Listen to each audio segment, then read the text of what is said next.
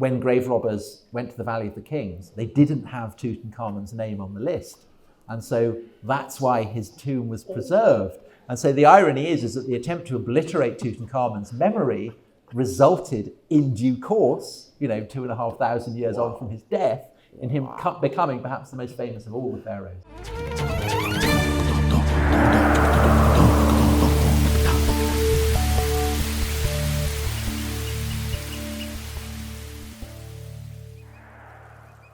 Teamwork Arts Podcast, ladies and gentlemen. This is where we try and go behind the thoughts that animate the actions of those who create the arts. And today, just incredibly excited to have the wonderful Tom Holland with us.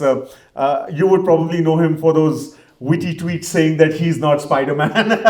I just put that on the record for any of your listeners who think that I might be Spider-Man. Yeah. I'm not, and I apologise for that if they're big Marvel fans. There is no bodysuit under no, this. there isn't. Well, I can't reveal that, can I? No, that's the whole point. Actually, I might be Spider-Man, but I couldn't say if I was. So who knows? I'm not allowed to talk about it. The Rest is History, of course, is a podcast that has, according to William Dalrymple, made a lot of money and also made history. I do it purely for the love of broadcasting. The thought of money doesn't enter into It's purely the love of the art, isn't it? Purely the love of the art. Yes. The Rest is History. We've all sort of grown up, reading history like it was wearing a three-piece suit and a tie. You've made it wear a natty pair of jeans and a t-shirt as well. Well, that's a very nice way of putting it. Thank you. Well,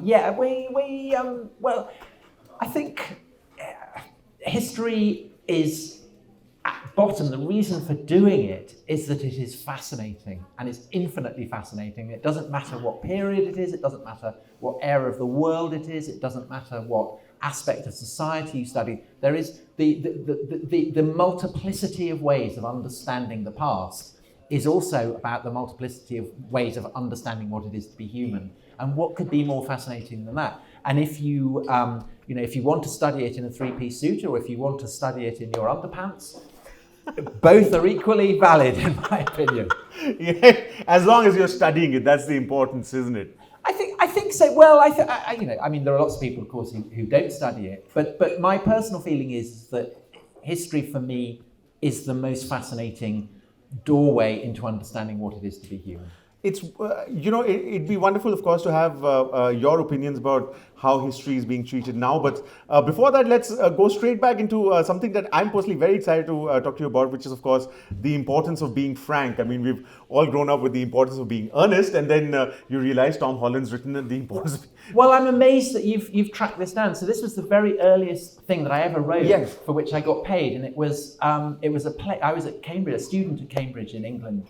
And I wrote this play in which basically I turned the importance of being earnest, Oscar Wilde's great comedy, into a play about Oscar Wilde. Exactly. And the protagonist gets arrested, gets sent to prison, has an affair with with the other guy.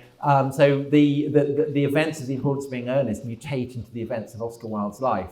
I then turned it into a radio play and got my first ever payment as a writer. So it's incredibly precious to me. But it's been buried for about 30 years. So thank you very, very much for exhuming it. Which is a pity, because if anyone can lay hands on the importance of being frank, and if anyone has the remotest of ideas about the life of Oscar Wilde, it is a fascinating read. And what was also fascinating is when I dove into the deep ocean of Wikipedia to do my research, it also said that you let go of studies because you said, I'm fed up of universities and I'm fed up of being poor.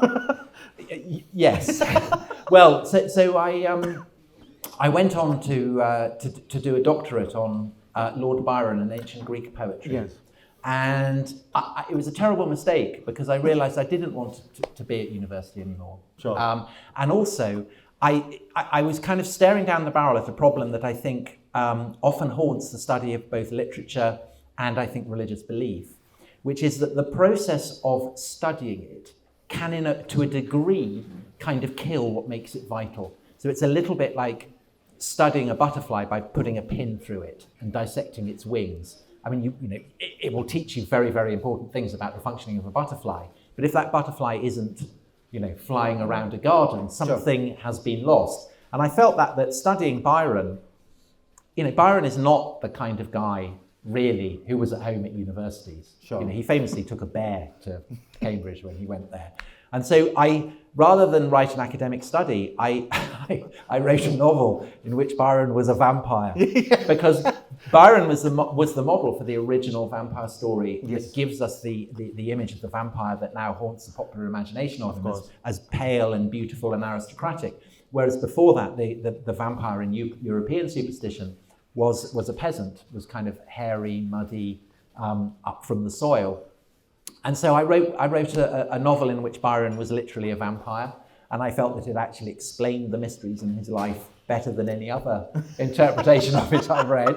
And then I got locked into a further 3-book deal. So I wrote 3 more vampire books, which had never really been the literary avenue that I'd seen myself going down. Sure. I'd wanted to write a great novel. And instead, there I was writing vampire fiction. But what it opened my eyes to was the fact that actually I didn't really want to be writing novels at all, because all the novels that I wrote, the 4 vampire novels, were all set in periods of history, and it was the history that moved and excited and stirred me, and I became frustrated at having to kind of include vampires or whatever permanently in fields of history that I felt were actually quite interesting enough. And the very last one was, it was set in Egypt, and it was kind of like a Russian doll, the structure of the novel. Right. So the outer doll was the story of Howard Carter discovering the tomb of Tutankhamun. The next doll was the story of Al-Hakim, who was a caliph, Fatimid caliph, who is sometimes described as the Muslim Caligula. Absolutely tremendous character in the 10th century. And then the kind of the inner core was the story of Akhenaten, who may well have been Tutankhamun's father, the heretic pharaoh, the pharaoh who tried to close down the worship of the traditional Egyptian gods, and who was portrayed in a very kind of mysterious way. If anyone's ever seen statues of him, kind of great statues in the Cairo Museum, I mean, he looks very, very odd, kind of half male, half female, great elongated face. I mean, nothing like conventional portrayals of pharaohs. And of course, in my novel, the reason for this is that he's a vampire. Surprise, surprise! But I immersed myself in the history of the age of Akhenaten, of the Fatimids, and of Howard Carter. I mean, I read everything. And really, that's what I was interested in. The book came out, and I thought, wow, people are going to be so impressed with the amount of research I've put into this. But of course they were, because it's a vampire book. I mean, they really read it. Who had any interest in the actual history. But I came out of that and I thought, I don't want to write any more vampire books. I don't even want to write fiction. What moves and stirs me, and I should have realized this before, is history. And ever since then, that's what I've stuck to. And I think it's often the case that it can take writers time to work out what the kind of well springs of their inspiration are. Sure. And that was certainly the case for me. Also, I think the fact that only by doing do you realize what not to do, which yes, I think that's true. I think that's true. But also, I suppose I've always been interested in the way in which history is necessarily literary. So it's the only discipline that is simultaneously a field of academic study and a literary art form. And I guess I'm more interested in it as a literary art form than as an academic field of study, although you can't write history as a literary art form without being as true as you possibly can to the academic requirements of study. But I think that history, ever since the age of Herodotus, the first great historian, has always been, it is writing. And it's important, I think, always to bear in mind that absolute objectivity is impossible. When you write history, you are writing a text, and texts are literary by their nature. Sure. And that shows, I mean, what struck me was the fact that even with the vampire books, you decided to spell vampire with a Y instead of an I. Well, yes, because the famous evening in 1816 when Byron and Shelley and Mary Shelley and Byron's doctor, John Polidori, were locked up in the villa in Geneva, looking out over Lake Geneva. And of course, this is chiefly famous for Mary Shelley having the inspiration for Frankenstein, possibly the most famous horror science fiction novel ever written. But Byron told a story about an aristocrat who goes to the Balkans, as he had done, who has something mysterious happens to him there. He comes back to London and it's revealed that he's a vampire. And that was sufficiently close to Byron's own story, obviously, for that to be suggestive. Sure. Byron himself never wrote that story up, but Dr. Polidori did, and he published it under Byron's name, and he called the book Vampire with a Y. And so that's why Byron became associated with the figure of the aristocratic vampire, right, is that people read this book and they didn't know that it had been published by Polidori. They thought that it was Byron. And actually Goethe, the great German writer, rather embarrassingly said he thought it was the best thing Byron had ever written. And that's why it's important to have research and to have a curious mind, because even one word can mean so much. I mean, and that's the beauty of history, isn't it? Also, you were talking about people like Akhenaten and Tutankhamun.